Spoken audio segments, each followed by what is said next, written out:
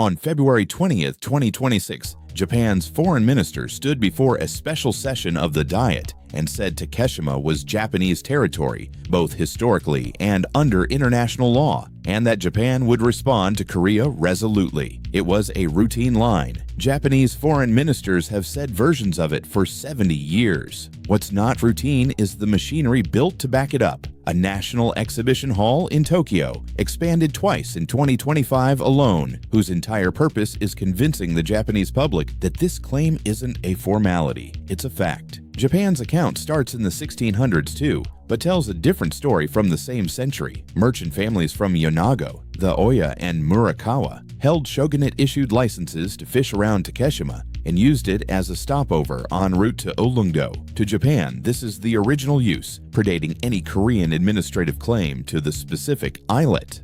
The pivotal date in Japan's case is January 1905, when the cabinet formally incorporated Takeshima into Shimon Prefecture. Japan's foreign ministry describes what followed in a specific, deliberate phrase: sovereignty exercised peacefully and continuously, registration in the prefecture's land ledger, licensed sea lion hunting, collection of land use fees. To Japan, this wasn't a wartime land grab. It was ordinary state administration of unclaimed territory, conducted for decades without formal objection from Korea at the time. Japan's strongest modern argument is about a document, not a battle. During the drafting of the 1951 San Francisco Peace Treaty, Korea's government asked the United States to explicitly list Takeshima among the territories Japan was renouncing. The U.S. said no. In the surviving correspondence, an American diplomat wrote that Takeshima has never before been claimed by Korea and should be treated as Japanese. The final treaty text never names the island at all, and Japan reads that silence as confirmation, not ambiguity.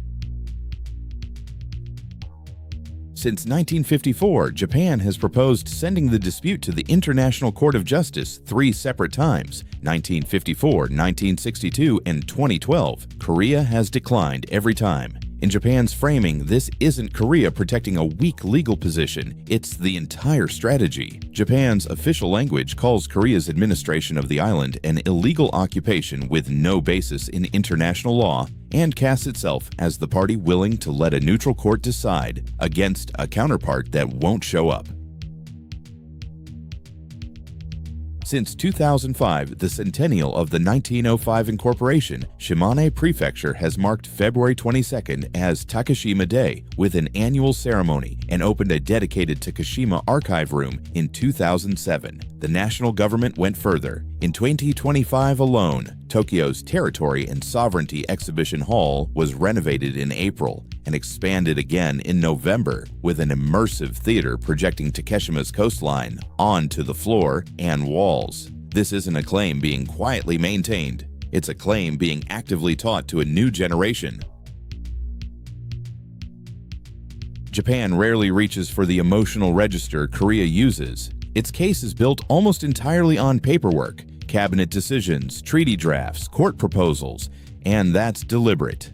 A legal procedural claim is one Japan can present internationally as reasonable, patient, and rules-based. In contrast to a neighbor, it portrays as refusing due process. Whether or not that framing persuades anyone outside Japan, it's the frame Japan has built for itself. Not the aggrieved party, but the party still waiting for its day in court. Two governments, both citing 1905 as a hinge point, one as the start of a colonization, the other as an ordinary act of state. Neither has changed its position in 70 years. Both are still funding new ways to make sure the next generation doesn't either. Now you know what both sides are actually looking at. Go watch them collide. Episode 1. Two Names, One Island.